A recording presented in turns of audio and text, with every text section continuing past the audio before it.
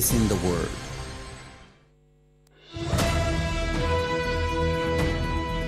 This is the English service of Radio Algeria International.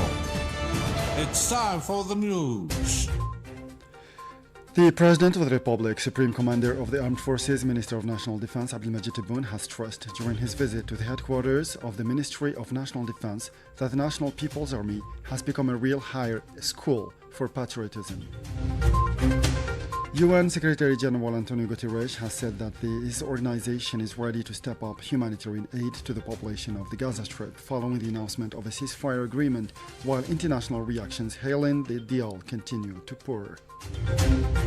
And Algeria has qualified for the 2026 FIFA World Cup final scheduled for next summer in the United States, Mexico and Canada after beating Somalia 3-0 on Thursday at the Miloud Hedfi Stadium in Oran.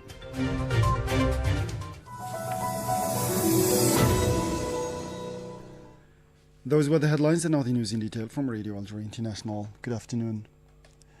First in our news, the President of the Republic, Supreme Commander of the Armed Forces, Minister of National Defense Abdelmajid Tebboune has visited the headquarters of the Ministry of National Defense, where he was welcomed by the Deputy Minister to the Minister of National Defense, Chief of Staff of the National People's Army, General Saeed Shingreha. A statement from the Ministry of National Defense said that after listening to the national anthem and the presentation of military honors by the various formations of the INP forces, the President of the Republic delivered a speech to the INP officers and personnel, which was broadcast via video conference to all force commands, the 6th Military Region, major units and higher education institutions deployed throughout the national territory. The President of the Republic affirmed that the National People's Army has adapted to hybrid warfare, cyber warfare, and artificial intelligence, and has today become a real higher school for patriotism, nationalism, and the defense of the integrity of the national territory, stressing that the favorable investment climate that prevails today stems from security and stability. الجيش اللي تأقلم مع الحروب الهجينة، تأقلم مع الحروب السيبرانية، تأقلم مع الذكاء الاصطناعي، أصبح اليوم مدرسة عليا للوطنية وللدفاع الشرس عن حريتنا وحرمة ترابنا وعن الوفاء لرسالة أول نوفمبر 1954. The head of state emphasized that the country's peace and stability, which are put on the shoulders of the National People's Army and the security services, are behind the economic attractiveness for both national and foreign investors. أمن والاستقرار نتاع البلاد اللي هو على كتف الجيش الوطني الشعبي، قوات الأمن هو اللي خلى الجاذبية اقتصادية تاع المستثمرين وطنيين أجانب. In the same context, the President of the Republic recalled that despite the wars targeting our country, foremost among which those targeting our youth by flooding Algeria with drugs, aim to destroy its future, which lies in its youth, who are and will be the main pillars of the country. But thanks to the vigilance of the National People's Army and the various security services, the situation would have been catastrophic. رغم الحروب اللي اليوم تتوجه للجزائر واصعبها المس بالشباب تاعنا، هذا اغراق الجزائر بالمخدرات اساسها هذا هو اساسها باش يقضي لك على المستقبل تاعك، والمستقبل تاعك راه في الشباب. اليوم راه في 30 سنه، منين يوصل ل 50 سنه ولا 55 سنه ان شاء الله راه ركيزه من الركائز الاقتصاديه تاع البلاد ولا ركيزه سياسيه نتاع الوطنيه ونتاع كذا. راهم يدخلوا لنا في السموم، ولولا يقظة الجيش الوطني الشعبي ولولا يقظة مصالح الأمن المختلفة لكانت الكارثة. Earlier, Army General Saeed Shingreha gave a welcome speech to the President of the Republic in which he expressed his gratitude for this important visit, emphasizing that the strategic choices adopted by the President of the Republic in the service of a model of leadership for the country based on an emerging economy, a powerful army, and a strong international front reflected a reasonable and a rational and clear-sighted approach. A delegation from the two houses of parliament is taking part from 9 to 13 October in New York in the meeting of the United Nations Special Committee on Decolonization, according to a statement issued by the Council of the Nation.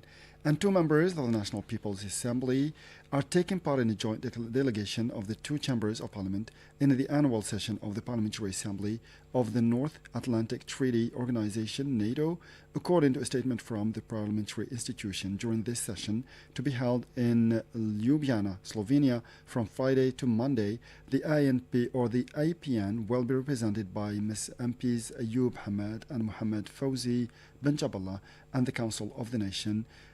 By the chairman of the Defense Commission, El Haj Noor, appointed by the Speaker of the Council, Azzouz Nasri.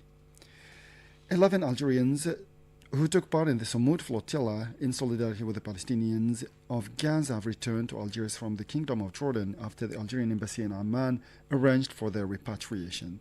They were welcomed on their arrival at Houari Boumediene International Airport by the Secretary of State to the Minister of Foreign Affairs in charge of the national community abroad, Sofiane Chayeb. And according to a statement issued yesterday by the Ministry of Foreign Affairs, the National Community Abroad and African Affairs, Algeria hopes that the agreement on the implementation of the first phase of U.S. President Donald Trump's plan for peace in the Gaza Strip will pave the way for a peaceful, lasting, and definitive settlement of the Palestinian cause. Algeria takes note of the agreement reached on the implementation of the first phase of President Donald Trump's plan for peace in the Gaza Strip as a first step towards ending the Israeli aggression against the brotherly Palestinian people, the statement said. In this context, Algeria welcomes the immediate ceasefire and the urgent delivery of humanitarian aid and relief to the Gaza Strip, two demands that have long been insisted upon by Algeria and the international community in order to end the suffering of the Palestinian people. UN Secretary General Antonio Guterres has said that the World Organization is ready to step up humanitarian aid to the population of the Gaza Strip following the announcement of a ceasefire agreement. The United Nations will give its full support. We and our partners are ready to act now, Antonio Guterres told journalists. More details in this report by our colleague Saad Bouazi. The UN chief said that they have the expertise, the distribution networks, and the community relations needed to act. The supplies are ready and the teams are waiting, adding that they can strengthen aid immediately in food, water, medical care, and shelter. He pointed out that the mere silence of weapons is not enough to turn the ceasefire into real progress.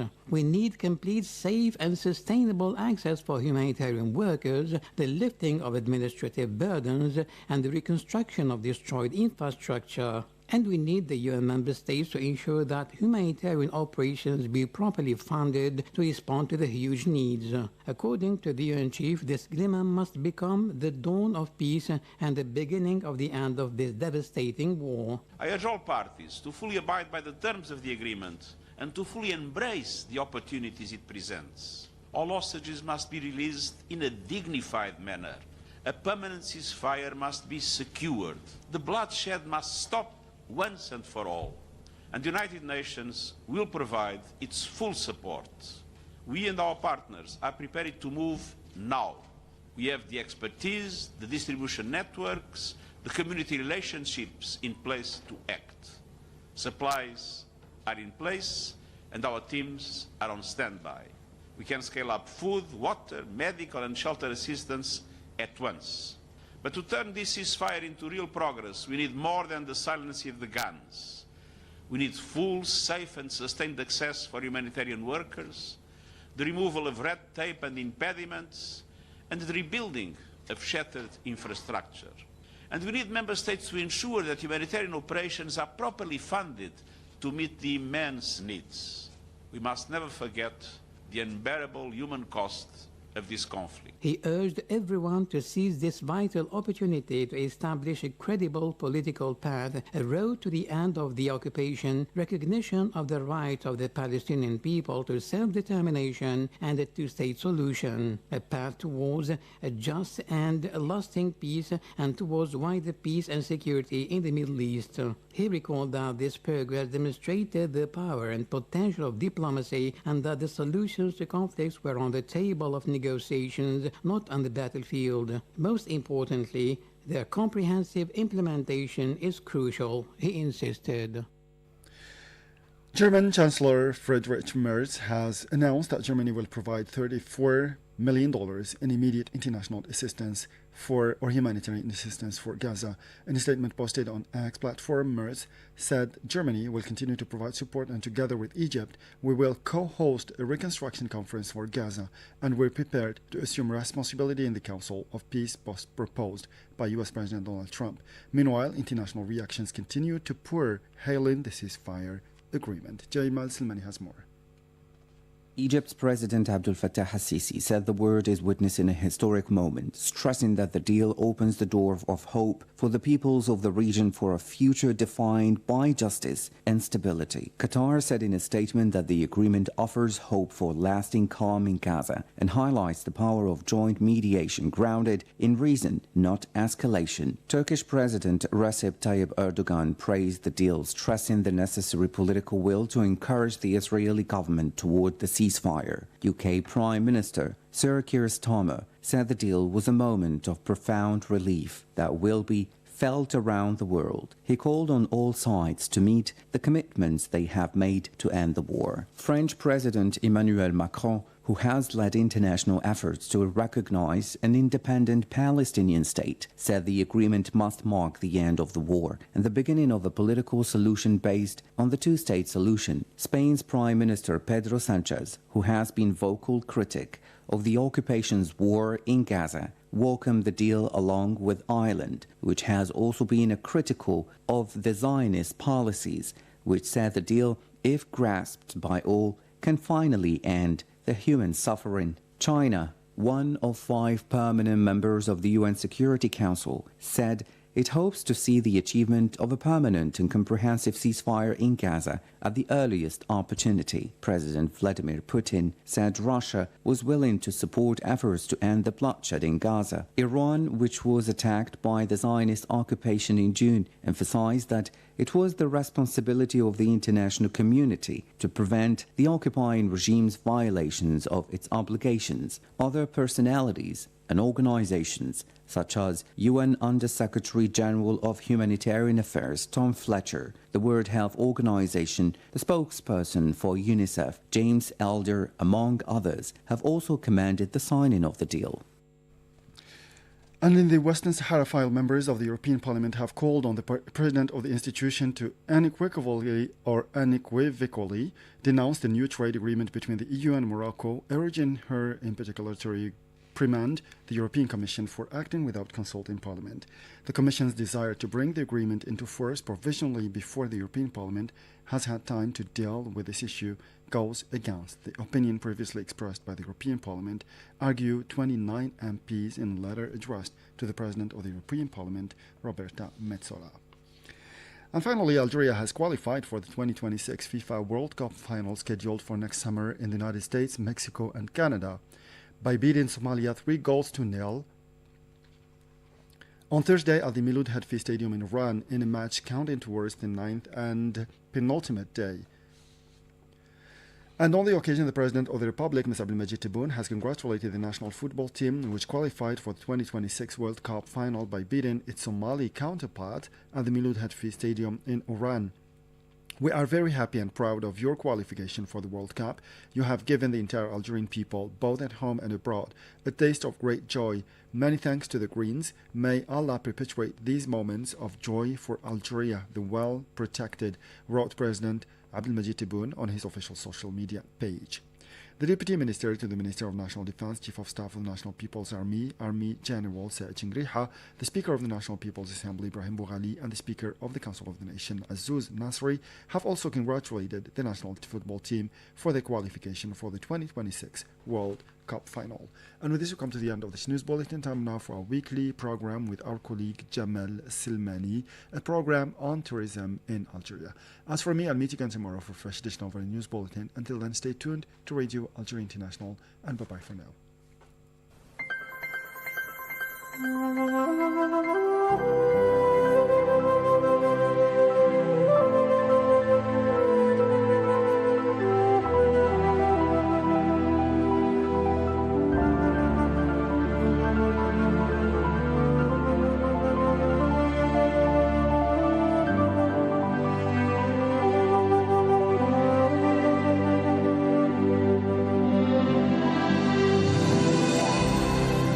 Welcome to your weekly program, Destination Algeria. I'm Jamal Slimani.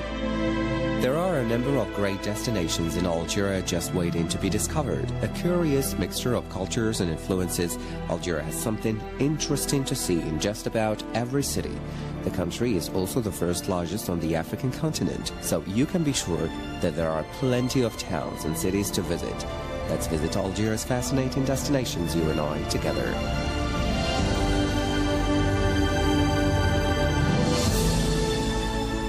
The northeast region of Algeria is diverse and fascinating to say the least.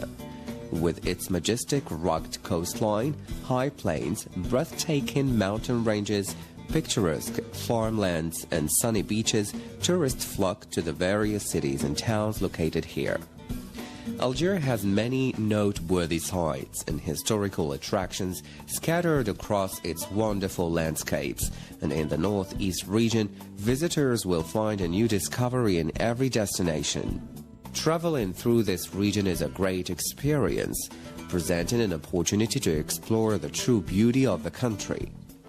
Significant cities such as Timgad, Jmila, Annaba, Constantine, Betna and Stif are all located in Algeria's northeast region. The fourth largest city in Algeria is Annaba, and it is situated in the Annaba province, known for its exciting and varied nightlife and being home to some of the best beaches in the country. Annaba is a popular destination.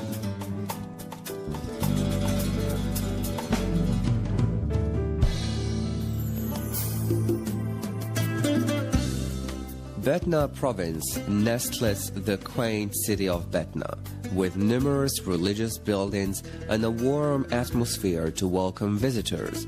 When it comes to historical destinations, visitors should look no further than Jmila, which is famous for its museums, stunning collections of artifacts, and the most well-preserved Roman ruins in North Africa. Visitors to Algeria will find modern facilities, beautiful historic attractions, breathtaking cities, and memorable scenery in the northeast. It is a region that combines the wonders of nature and the lifestyle of a modern society perfectly. Discover the northeast region and find the heart of Algerian beauty.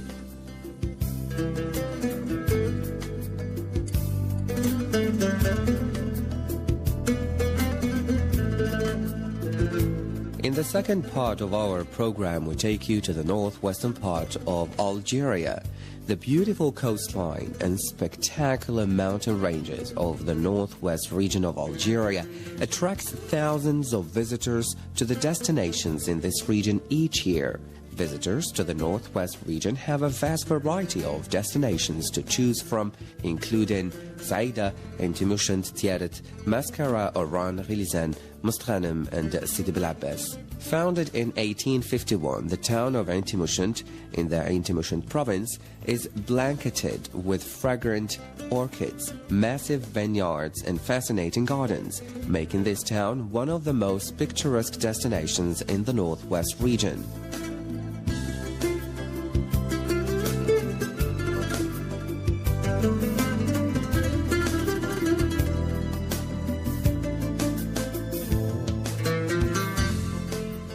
Approximately 70 kilometers from Oran, a major city in the northwest region, lies Sidi Bel Abbas, which is also known for its breathtaking landscapes and is a commercial and educational center within the region. It is a city with a rich history, and visitors to the city will be amazed at the beauty and noteworthy sites located here.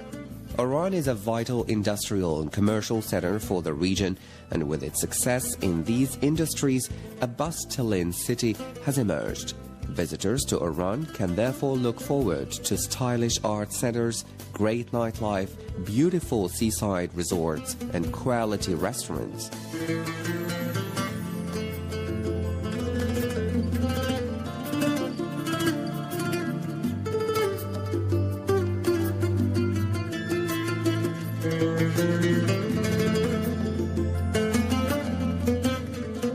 The northwest region is filled with magnificent landscapes, vibrant cities, and a variety of attractions to look forward to. It is different to decide which destination to visit first, but each city and town located in this region has its own unique features and guarantees to provide unforgettable memories.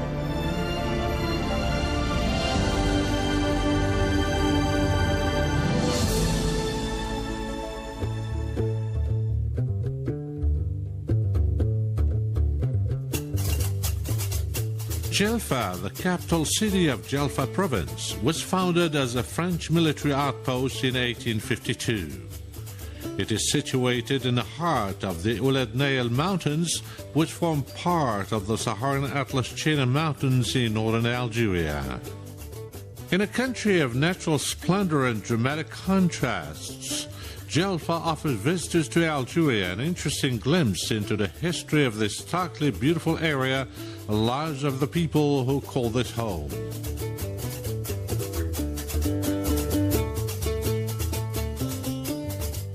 At an elevation of 1,138 meters, the city of Djelfa is located at the point of transition between dry, sparsely vegetated high plateaus to the north and the magnificent Sahara to the south. The plateaus are characterized by salt lakes. These salt lakes remain dry during the summer, at times receiving some water in the winter, often from groundwater discharged as opposed to rain.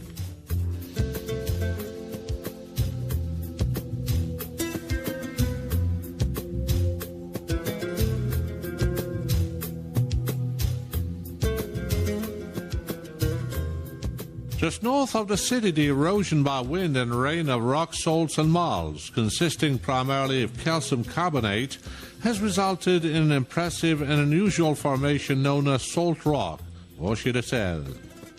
The grasslands of the area support nomadic herding, and with Djelfa being the only large city within a 100-kilometer radius, it serves as a livestock market center for the semi-nomadic Arab Ouled Nail people.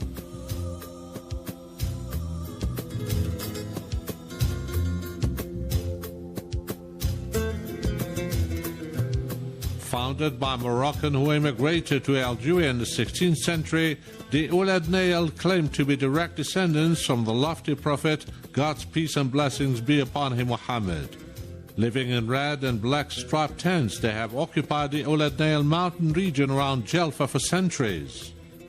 The Djelfa area is notable for its large numbers of Neolithic rock carvings that date back to between 7,000 and 5,000 BC.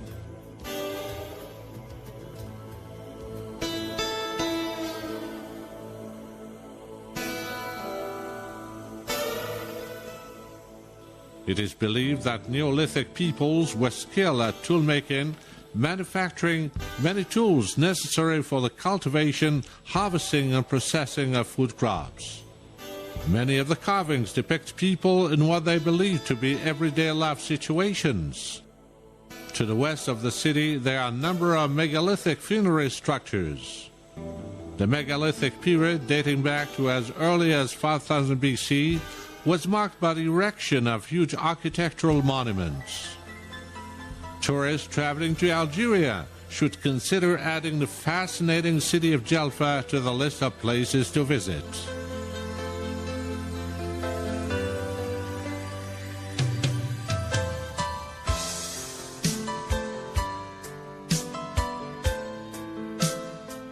Algeria may not be the most common tourist destination on the planet, but it is steadily gaining popularity due to the diversity of architectural attractions that can be found here. From Roman ruins to Turkish turrets, Algerian architecture is filled with contrasts, and therein lies its appeal. A visit to the Algerian city of Oran will provide you with plenty of examples of this. The city is easily divided into Spanish, Turkish, and French sections, which were built at different periods in the city's rich and interesting history.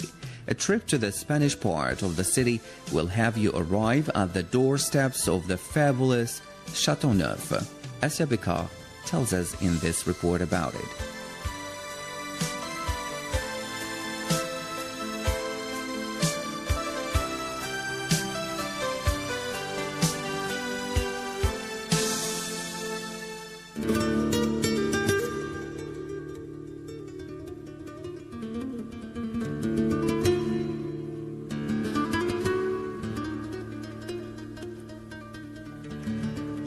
The name in itself is a contrast since it is French, yet the building was built by the Spaniards in 1563, long before the strife of the wars began. At around that time, Philip V of Spain saw fit to build a fortress that would serve several purposes.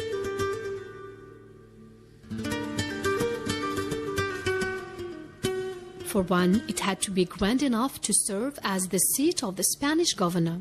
For another, it had to help protect the city's precious waters.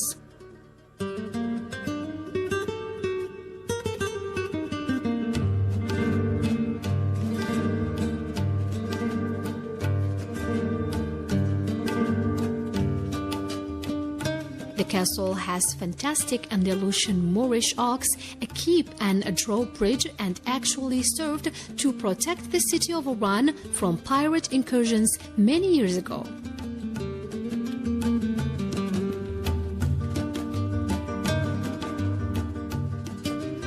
Appropriately, it overlooks the old port in the old town and has been reused on many occasions over the years.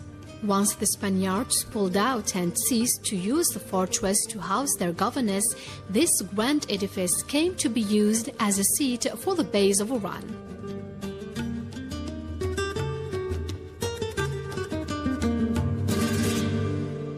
Its prominent role in history did not end there. Sometime later, during the then French colonial rule, it became the headquarters for the French army, which it has remained for many years. However, it seems that things are now changing